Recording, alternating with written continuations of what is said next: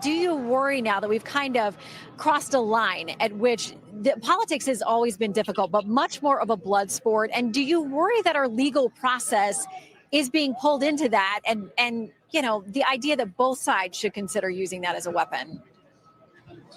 Yes, Shannon, I think for all of us Americans, it's not as important what happens to President Trump as a person. It's what's important is what happens to the presidency in our constitutional system. What does this mean for future presidents? And the weaker that these cases are, the weaker that Bragg's cases, the weaker that Merchan allows a case like this to go forward and get to the jury, the bigger the door is open for any DA in the future to bring charges against a president from the opposite party that they don't like. That kind of harassment of presidents is going to cause them to worry about their legal liability when what they should be doing is focusing on making the toughest decisions on behalf of the American people, on behalf of protecting the country.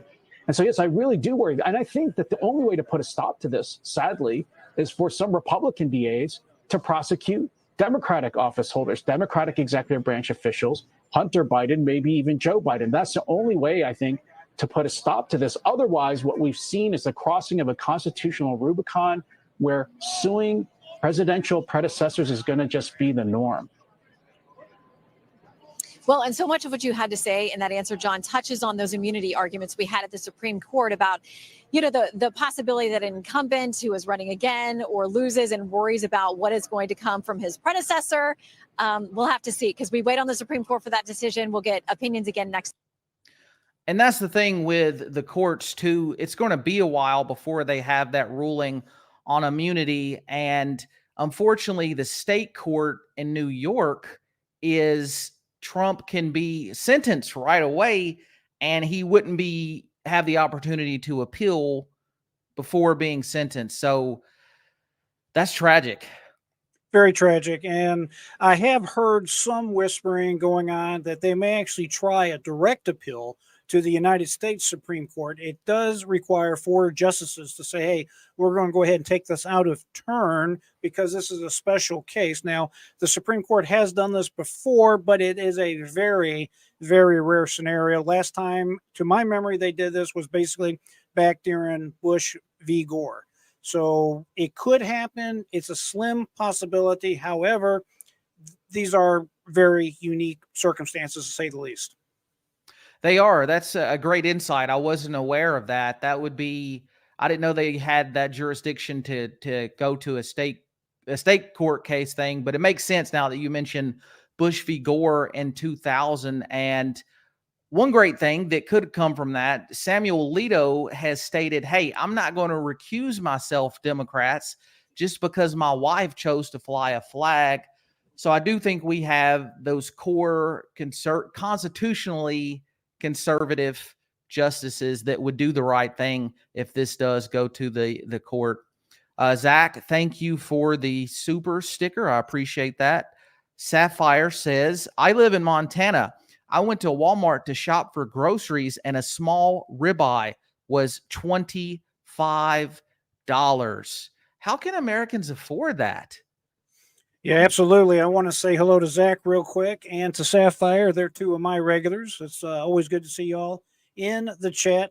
I wanted to comment for just a second, David. This story really bothers me on this Alito nonsense. Isn't it just unbelievable how you have all these Democrats in unison drumming this beat that, hey, Samuel Alito needs to step down, yet you have Judge Merchan, who has a daughter that's just not a Democrat. She's a Democratic operative who has made in excess of $93 million to date. Her client list is the current president of the United States, President Joe Biden, Vice President Kamala Harris, and, of course, Adam Schiff, and we all know what President Trump calls Adam Schiff. Additionally, you have the Supreme Court Justice Clarence Thomas. They're always on him to recuse himself because of activities his wife may or may not be engaging in.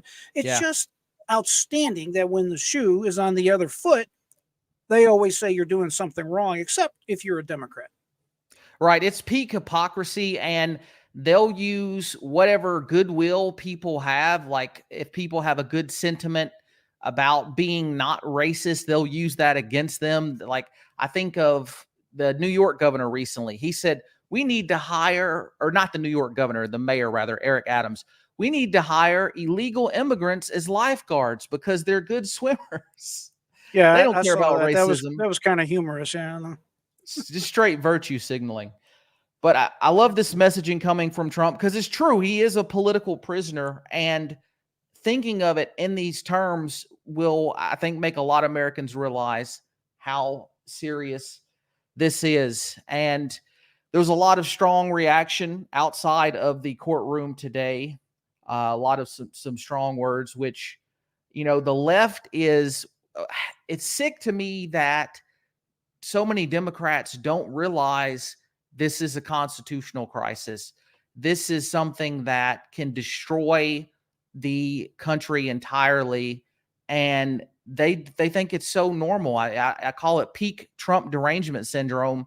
And I feel bad for those people because they literally have been fed U.S. military grade propaganda, the same messaging techniques that the U.S. has used against enemies abroad is employed by the corporate media against United States citizens. And it's so sick. And I'm so thankful for social media and independent creators like you and I, where we can counter that narrative. And then hopefully the corporate media will be less relevant over time. Exactly.